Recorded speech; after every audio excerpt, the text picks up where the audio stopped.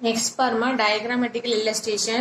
The three level of returns to a scale can be explained with the help of the diagramming below. இது வந்து already பார்த்தோம் இல்லையா, increasing return to scale, constant நிலையான கான்ஸ்டன்டான scale, diminishing அதோட குறைதல். என்னதான் நம்ம rice பண்ணாலும் இன்புட்டை அவுட்புட்டோட அளவு வந்து நம்மளுக்கு ரைஸ் பண்ண முடியாது, ஒரு சர்டன் பெர்சன்டேஜ் தான் ரைஸ் பண்ண முடியும். ஸோ இந்த டயக்ராம்ஸ் தான் நம்ம பார்க்க போகிறோம். So diagram 12.2 move to for the point to point of represent பண்ணுது.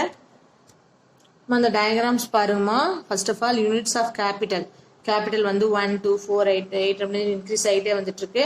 இந்த லேபர்ஸோட அளவும் 1 2 4 8 சொல்லி இன்க்ரீஸ் ஆகுது. அப்போ அதோட இன்புட் அளவுக்கு தகுந்த மாதிரி அவுட்புட் லேயரும் ரைஸ் ஆகுது. சர்டைன் ஸ்டேஜுக்கு மேலே என்னதான் நம்ம இன்புட்டோட அளவு ரைஸ் பண்ணாலும் சேமஸ் எபோ மேனரில் தான் அது இருந்துட்டு இருக்கு. சரிங்களா? அதுக்கு மேலே அவுட்புட்டோட அளவு ரைஸ் ஆகிறதே கிடையாது. ஃபார் எக்ஸாம்பிள் பார்த்தோம் அப்படின்னா ஸ்டேஜஸ்ல A to B ல பார்த்தீங்கன்னா 100% ஆஃப் இன்புட் இருக்கிறப்ப அதோட அவுட்புட் 200 லெவலுக்கு சேஞ்ச் ஆகுது. So that is one of the increasing returns to scale. அவுட்புட்டோட ரிட்டர்ன் வந்து இன்க்ரீஸ் ஆயிருக்குன்னு அர்த்தம்.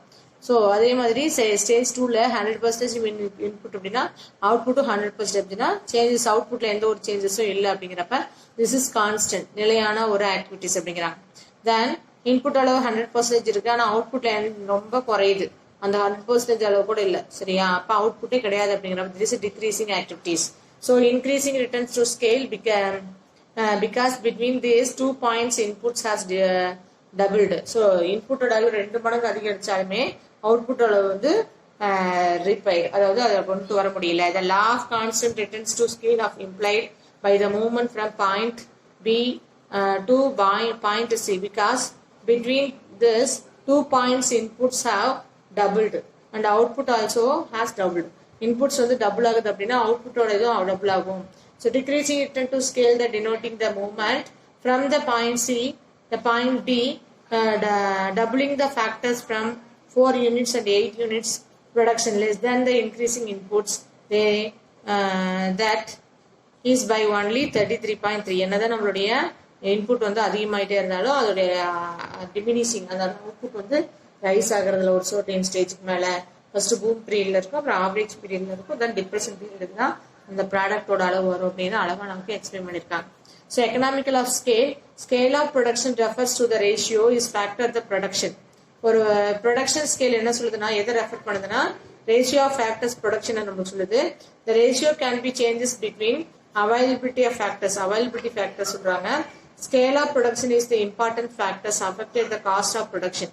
ஒரு ஸ்கேல் ஆஃப் ப்ரொடக்ஷன் வந்து எது இம்பார்ட்டன்டா அஃபெக்ட் பண்ணுது அப்படின்னா cost of production. Every production with the reducing the cost. ஒரு ப்ரொடக்ஷன் உற்பத்தி ஆகிறப்ப அதோட காஸ்ட் ரெடியூஸ் பண்ணணும் அப்படின்னா ப்ரொடக்ஷன்ல hence including uses of advantages is economy வந்து நல்ல ஒரு அட்வான்டேஜஸ் அடையும். These economical scale effected the both. இந்த எக்கனாமிக்கல் ஸ்கேல் தான் போத் ஆக்டிவிட்டிஸ்க்கும் நமக்கு எஃபெக்டிவா இருக்கும் அப்படிங்கிறாங்க. First of all internal economical of scale and external economics of scale. சரிங்களா? ஸோ இன்டர்னல்ல வந்து பாத்தீங்கன்னா expansions of the firm itself, இதுல expansions of the industries. Okay, then low zone run average cost, இதுல வந்து பாத்தீங்கன்னா benefits most all firm அப்படின்னு சொல்றாங்க. ஸோ இந்த மாதிரி ஒவ்வொரு இதுக்கும் நம்மளுக்கு இன்டர்னலி எக்ஸ்டர்னலி எக்ஸ்பிளைன் பண்ணிருக்காங்க. By the internal and external factors of the firm according to the economical is broadly divided into 2 type of Marshall வந்து இது 2 டைப்பா நம்மளுக்கு டிவைட் பண்றாரு. First of all, internal economy and external economy. So economy is the scale reduced cost of production, and this economics of scale increasing the cost of production. Economy is the scale reduce of cost of production. Economy one of the scale of reducing cost of production சொல்லலாம்.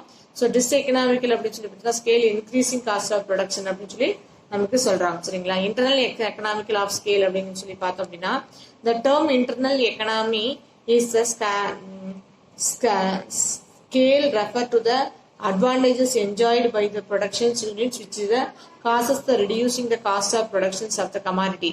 கமாடிட்டியோட ஒரு பொருளை செய்யறதுக்கு உற்பத்தி செலவை குறைச்சி அது மூலியமா வர பெனிஃபிட்ஸ் என்ஜாய் பண்றதா இன்டர்னல் எக்கனாமிக்கல் ஆக்டிவிட்டிஸ். ஓகேவா? So examples firm enjoying the advantages of the applications of most modern machinery. அதாவது ஒரு ஃபோம் வந்து என்ஜாய் பண்றப்ப advantages of applications most modern மிஷினரியோடைய அட்வான்டேஜஸை என்ன பண்ணுது அப்படின்னா அதோடைய ஃபுல்லாகவே அந்த ஃபேமுக்கு பெனிஃபிட் தான். ஸோ ஏன்னா அது மோஸ்ட் மாடர்ன் டெக்னாலஜினோ generate the internal capital extend பண்ணுது, இம்ப்ரூவ் த மேனேஜர் ஸ்கில், அதோட திறமையை நம்ம இம்ப்ரூவ் பண்ணிக்க முடியுது. ஸோ ரெடியூசிங் த காஸ்டோடைய அளவை ப்ரொடக்ஷன் காஸ்ட்டை ரெடியூஸ் பண்ணுது.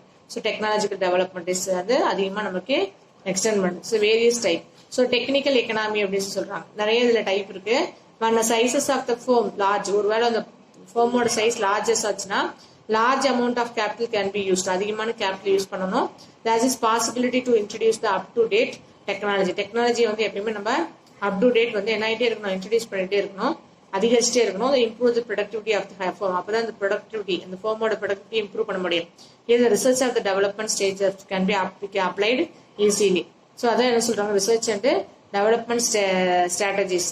இது ரிசர்ச் அண்ட் டெவலப்மெண்ட் ஸ்ட்ராட்டஜிஸ் அப்படின்னு சொல்றாங்க. ஓகேவா, இது டெக்னாலஜிக்கல் எக்கனாமிக்கு ரொம்ப யூஸ்ஃபுல்லா இருக்கும்.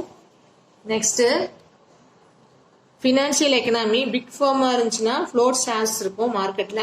ஸோ கேபிட்டல் எக்ஸ்பேன்ஷன் பண்றப்ப இந்த ஸ்மால் ஃபார்மா இருக்குது அப்படின்னா cannot easily float the shares of மார்க்கெட்ல ஈஸியா என்ன பண்ண முடியுது, ஷேரை சேல்ஸ் பண்ண முடியுது. ஒரு பீக் கம்பெனியா இருந்தா ஈஸியா தன்னோட ஷேர் இஷ்யூ பண்ணி ஃபினான்ஷியல் எக்கனாமிக்ல ரைஸ் பண்ணிக்கலாம்.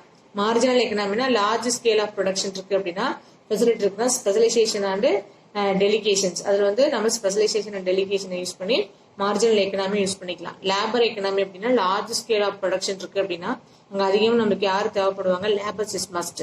So lead to the specialised பர்சனையும் என்ஹான்ஸ் த குவாலிட்டி ஆஃப் பர்சன்ஸையும் இன்க்ரீஸிங் த ப்ரொடக்டிவிட்டி. அவங்க ரெண்டு பேரும் அதிகமாக அந்த மாதிரி லேபர்ஸ் அமைஞ்சாங்க அப்படின்னா அந்த ப்ராடக்ட் ஆட்டோமேட்டிக்கா நம்ம டெவலப் பண்ணிட்டு போயிடலாம். மார்க்கெட்டிங் எக்கனாமி அப்படின்னா மார்க்கெட்டிங்னா நம்மளுடைய மார்க்கெட் பண்றது, ப்ரொடக்ஷனை மார்க்கெட் பண்ற விதம்.